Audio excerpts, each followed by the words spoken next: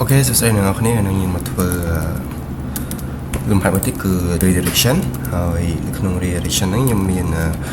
4 step សម្រាប់ធ្វើចឹងមុនដំបូងខ្ញុំធ្វើពីការ list all នៅក្នុង Azure etc ទៅកាន់ azure30.tat ចឹងមានន័យថាខ្ញុំនឹង list all file ហើយនៅក្នុង AT ហ្នឹងខ្ញុំនឹង save ទៅកាន់ azure30.tat ចឹងមានថាយើង override វាចឹង so មុនដំបូងត្រូវធ្វើថា ls យើង list ចេញពី etc នៅក្នុងនេះខ្ញុំoverride វាទៅកាន់ azure30.tat ចឹងបន្ទាប់ពីធ្វើរួចហើយខ្ញុំនឹងធ្វើការ sofa នៅ sofa.tat sofa là azure30.tat ហ្នឹងចឹងខ្ញុំធ្វើការ cat អូខេ azure30.tat ចឹងវាបានចូលទៅកាន់ file ឈ្មោះ azure30.tat ហ្នឹងហើយដែលយើង override វាមកចឹងហើយមួយទៀតគឺការ add list ទៅ azure30 ឲ្យវាមាន2រ៉ូចឹងមានថាយើង append វាចឹងមុនដំបូងធ្វើការធ្វើយើងសរសេរ command ដូចគ្នា ls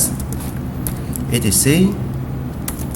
យើង append វាទៅតាមនេះវិញយើងប្រើ generate ដែលមានន័យថាសញ្ញាធំជាង2ដងជាងវិញដើម្បីយើង append វាចូលទៅកាន់ azure30 នឹងម្ដងទៀតចឹងធ្វើការចេះអូខេបន្ទាប់មកខ្ញុំនឹងធ្វើការចុចមួយទៀតជាមួយថាចុច2ដងអូខេចឹងខ្ញុំធ្វើការ cat វា azure30 អូខេចឹងវាបានចូលទៅកាន់ azure30 ចឹងវាចូលមកចំនួន2ដងហើយនៅក្នុងហ្នឹងខ្ញុំចង់បញ្ជាក់ថាបើសិនជាយើងប្រើនៅ double generate ចឹងមានថា double ខ្ពស់ពី double សញ្ញាធំជាង2ដងចឹងមានន័យថាយើង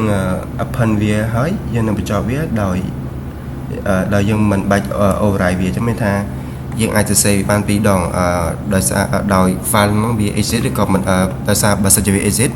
វានឹងធ្វើការ override ចូលរហូតចឹងមានថាវាអត់អ្នកដែលវាអត់ error នៅពេលដែលយើង append វាទេចឹងអរគុណអ្នកនរគ្នាអរគុណលោកគ្រូចង់ការផ្សាយមកខ្ញុំមានប៉ុណ្្នឹងទេ